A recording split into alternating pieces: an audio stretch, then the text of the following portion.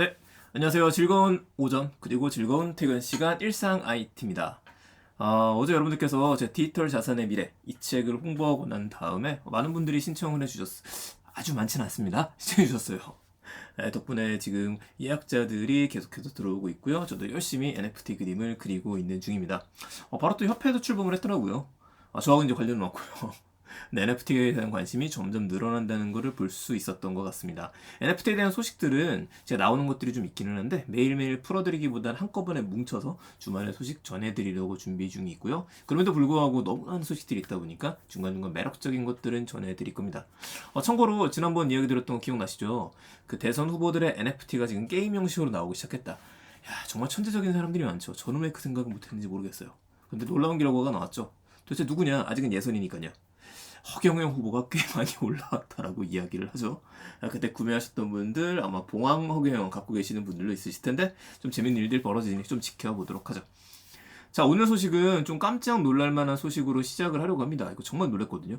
어떤 소식이었었냐면은 아니 마이크로소프트가요 블리자드를 인수를 했어요. 더 정확하게는 이게 액티비전 블리자드라고 이야기를 하죠. 제가 강의 끝나고서 걸어가다가 들었던 소식이었거든요. 687억, 그러니까 82조에 인수를 했습니다. 급하게 새벽에 방송을 준비하신 분들도 많으시던데요. 저는 조금 늦게 접하게 됐네요. 근데 정말 다행인 게 저만 몰랐던 게 아니었었다라는 거. 미국에서도 그렇고 현지 그 많은 게임 관계자분들도 놀랐던 소식이었던 것 같습니다. 야, 이게 82조에 82조. 누구나 깜짝 놀랄 만한 빅딜이었는데 일단 블리자드가 아니라 액티비전 블리자드를 이번에 처음 들어보신 분들도 계실 것 같아요. 같은 회사입니다. 이게 액티비전하고 블리자드가 두 개가 합쳐져서 그래요. 2008년에 합병이 됐던 거거든요. 이거를 마이크로소프트가 인수를 하게 되니까 실질적인 블리자드를 소유를 할 수 있게 되는 거죠. 다만 갑작스럽게 자 이제 손잡고 결혼합시다 이건 아닙니다. 이렇게 빅들이 일어날 때에는 승인이 일어나야 돼요. 미국의 연방거래위원회가 있는데 여기서 해도 돼. 독점이 아닌 것 같아. 라고 판단이 내려지게 되면은 합병이 완성되게 되고 이 시점을 보통 2023년 정도는 돼야 될 거다라고 보고 있습니다. 자, 여러분들 중에서는 마이크로소프트가 무슨 게임 회사야? 라고 하시는 분 없으시죠? MS가 저희가 뭐 파워포인트, 워드, 엑셀 이런 것만 사용하고 있지만은 게임 쪽에서는 엑스박스 갖고 있지 않습니까? 예전에 키넥트라는 걸 만들기도 했었고요. 엑스박스 시리즈도 망해가는 줄 알았었는데 계속 사티아 나델라 저희 작년부터 봤었잖아요. 전설적인 분이시죠? 무너져던 정말 제국을 다시 일으키신 바로 그분께서 구독 서비스의 달인이기 때문에 오피스도 구독 서비스로 성공시키고 그리고 지금 게임 패스도 구독 서비스로 성공시키고 메타버스 쪽에서도 작년에 뛰어들었습니다. 이 흐름을 쭉 보시면 돼요. 제가 메타버스에 대한 이야기를 드리면서도 이야기했었던 게 도대체 메타버스가 어떻게 될지는 모르겠지만 미래의 모습을 상상해 봤을 때 어떤 게 잘 될까? 어떤 기술들이 필요할까? 여기서 빠지지 않고 등장하는 건 결국에는 일이에요. 메타버스 일하실 거잖아요. 파워포인트도 엑셀이 있어야 되거든요. 메타버스 사람들을 만나야 됩니다. 그럼 안정적인 서비스를 제공을 해야 돼요. 아마존 AWS라든지 마이크로소프트 애저라든지 그런 것들이 뜰 수밖에 없다라고 이야기 드렸습니다. 근데 공상과학과 같은 SF, 나의 아바타 이 모든 것들을 만들 수 있는 건 게임 쪽에 집중될 수밖에 없죠. 블리자드는 아시는 것처럼 올드 플레이어라면 뭐든지 해보셨던 디아블로 시리즈, 그리고 스타크래프트 시리즈를 갖고 있고 월드 오브 워크래프트를 갖고 있습니다. 우리가 생각했던 바로 이 모습. 이것도 어찌 보면 메타버스 일종이라 할 수 있지만 자유도가 그렇게 많지는 않거든요. 메타버스는 제가 수익화가 돼야 된다 얘기했었으니까요. 이 부분까지 손댈 수 있다라면은 재밌는 일이 많이 벌어질 것 같아요. 그래서 이번 인수를 보게 되면은 자, 첫 번째는 제 시각입니다. 저의 시각으로 봤었을 때 첫 번째는 이 인수를 통해서 마이크로소프트 같은 경우에는 구독 서비스 자체를 단단하게 더 늘릴 수 있다. 패스 서비스를 늘릴 수 있는 거죠. 이걸 생각해 볼 수 있을 것 같고요. 2차적으로는 메타버스에 대한 준비다. 이렇게 보는 게 어떨까 싶습니다. 정말 두근거리는 소식인 것 같고요. 빅딜이니까 계속 지켜봐야죠. 자, 두 번째 얘기 들어갑니다. 넷플릭스 얘기입니다. OTT 가보죠. 넷플릭스에서 한국 오리지널 25편을 공개를 했습니다. 근데 이걸 새로운 건 아닙니다. 매번 넷플릭스에서는 우리나라 기업들하고 제휴를 맺어요. 그래서 빅딜처럼 큰 돈을 투자하겠다고 약속을 합니다. 이걸 받은 회사들이 있어요. 이렇게 종합적으로 뭉치기 시작해서 올해는 이 정도를 만들겠습니다. 라고 발표를 하는 겁니다. 그래서 갑작스럽게 오징어 게임이 떴다 그래서 나온 건 아니고 수순 중에 있다. 이렇게 보셔야 될 것 같고요. 우선 25편을 다 이야기 드릴 수는 없으니까 검색하면 나오니까요. 제가 관심 있는 것만 이야기 드리게 되면은 지금 우리 학교는 소년 심판, 20세기 소녀, 안나라 수마다 라 글리치, 서울대작전 이런 작품들이 준비 중이라고 합니다. 일단 지금 우리는 같은 경우에는 이게 웹툰이었었거든요. 보신 분들 계실 것 같아요. 저 다시 한번 찾아봤었는데 야 이게 벌써 2009년에 나왔던 거였었네요. 정말 재밌었는데 지금은 아예 드라마 원작이라고 지금 띄어져 있습니다. 그래도 이거 궁금하신 분들은 다시 한번 이거 보시는 거 괜찮을 것 같아요. 재밌어요. 강추. 다만 조금 잔인하다. 그 생각 해야 할 것 같고요. 자, 스페인의 종이의 집이 리메이크한 작품도 나옵니다. 이름이 종이의 집 공동경제구역이에요. 이건 유지태 씨하고 김윤진 씨가 나온다고 합니다. 재밌을 것 같기는 한데 워낙에 원작이 재밌기 때문에 이건 좀 고민이 좀 된다. 자, 그리고 우리 좀 회사를 알아야 됩니다. 이건 우리나라 같은 경우에는 필름몬스터에서 제작을 했어요. 소년심판 같은 경우에는 길 픽처스, 그리고 GT스티, 그리고 안나라 수다마라는 수마나라는 JTBC 스튜디오에서 제작을 했습니다. JTBC가 왜 나와? 라고 하실 수도 있는데 JTBC 이미 이런 쪽 투자 많이 했었죠. 예전에 TV영하고도 합병하는 얘기 계속 나오지 않았습니까? JTBC가 하는 건 아니고요. 자, 티빙 같은 경우 우리 좀 봐드린 게 이런 이야기에서 하나 꼭 나오는 게 있습니다. 한국형 OTT가 위협을 받는다. 어떻게 될 것이냐. 이거 옛날부터 나오던 말이에요. 3년 전부터 나오기 시작했고 이제는 뭐가 나와야 되냐면은 한국형 OTT 어떡합니까? 이게 아니라 우린 이렇게 하고 있다가 나와야 되는 거죠. 시간이 많이 흘렀으니까요.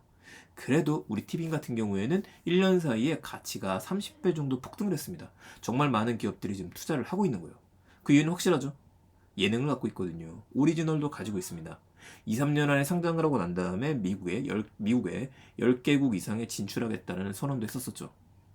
웨이브가 저는 약간 불안했었는데 그 예전에 유튜브에 제가 OTT를 한번 싹 설명했었던 게 있습니다. 그때 한 벌써 1년 전이니까 지금도 많이 바뀌긴 했었는데요.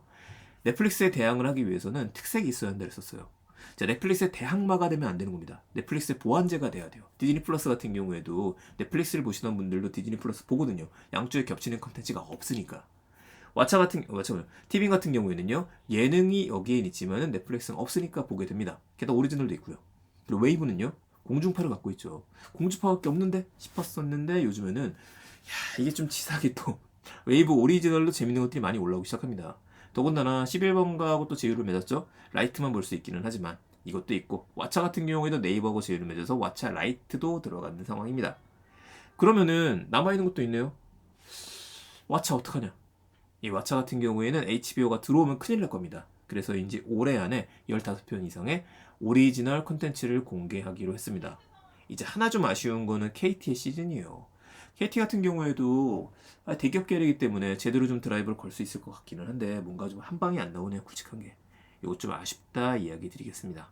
뭐 개인적인 입장에서는요. 저희들 같은 유저 입장에서는 굉장히 좋은 기회죠. OTT가 늘어나는 것들은요. 또 한 가지 좋은 기회인 거는 이것도 우리 얘기했었는데 기억나시죠? 점점 우리나라 배우들하고 컨텐츠를 갖고 있는 분들하고 확장될 수 있는 무대 글로벌입니다. 글로벌하게 생각해야 되는 시대가 정말 왔어요, 성큼.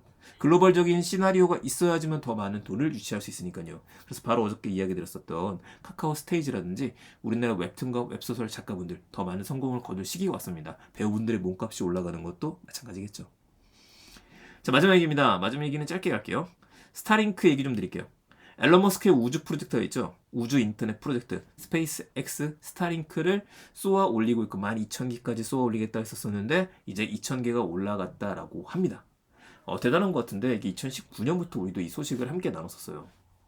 근데 또 이어진 소식이 뭐냐면 2,000개를 올렸는데 실제 운행이 되고 있는 거는 1,700개 정도다 라는 얘기가 나왔습니다. 뭔가 좀 많이 비죠. 이거 어떻게 된 거냐? 250개 정도는 뭐 문제가 생겨갖고 궤도에서 이탈시켰다는 겁니다. 이탈시킨 게 다 지구로 쏟아내면 큰일 나겠죠? 뭐 순차적으로 한 것 같기도 하고 지구 대기권에서 거의 다 없어졌다고 이야기를 해요. 스타링크는 25개국 14만 5천 명한테 시범적으로 서비스가 되고 있습니다. 아직까지도 베타예요. 국내에 언제 들어올지는 모르는 상황입니다. 여기서 두 가지 포인트를 함께 볼게요. 첫 번째, 스페이스 X만 우주 인터넷을 추진하는 건 아닙니다. 영국의 원액 같은 경우에는 400개 이상 올렸고 블루 오리진도 300개 이상 우리나라 기업들도 지금 추진 중에 있어요. 중국도 준비 중에 있죠. 그럼 지구 전체가 우주 인터넷, 작은 인공위성, 적에도 인공위성 뒤덮이는 게 아니냐. 정말 그럴 수도 있는 시대가 됩니다. 이러면 교통도 문제가 될 거고요. 아무리 우주가 넓다지만. 또 한 가지 계속해서 나오는 얘기 중에 하나가 천체 관측이 어려워진다라는 얘기도 나오고 있어요. UFO가 헛갈린다 라는 이야기도 나오고 있죠. 자, 두 번째 이유는 우주 인터넷 때문이죠. 앞으로의 화두 더 많은 사물들이 연결이 될 거고요. 더 많은 네트워크를 필요하게 될 겁니다. 메타버스의 시대가 되면 마찬가지고요. 이럴 때 누가 이 인터넷 패권을 가져갈 거냐. 우리나라가 인터넷 강국이긴 합니다만 속도도 가장 빠르죠. 브로드밴드 1위였었으니까요. 근데 이 시기를 놓치면 안 될 것 같다라는 생각이 드는데 좀 많이 놓쳤다는 생각도 듭니다. 그래서 빠르게 우주 인터넷 분야 우리나라도 치고 나갔으면 좋겠네요. 네, IT에 대한 이야기 3가지 전해드렸습니다. 스타링크에 대한 이야기 전해드렸고요. 그리고 넷플릭스 한국 오리지널 25편 공개, 마이크로소프트 블리자드 인수 이야기 드렸습니다. NFT 디지털 자산의 미래 이번 주 일요일까지 사전 예약 판매 중이고 100명까지는 제가 만든 스페셜 이벤트 NFT를 같이 보내드릴 예정이다 보니까 꼭 많은 구매 부탁드리겠습니다. 응원 좀 부탁드리겠습니다. 주변에 공유해 주시고요. 저는 내일 또 더 재밌는 이야기 찾아뵙겠습니다. 감사합니다. IT 트렌드 읽다 일상 IT였습니다.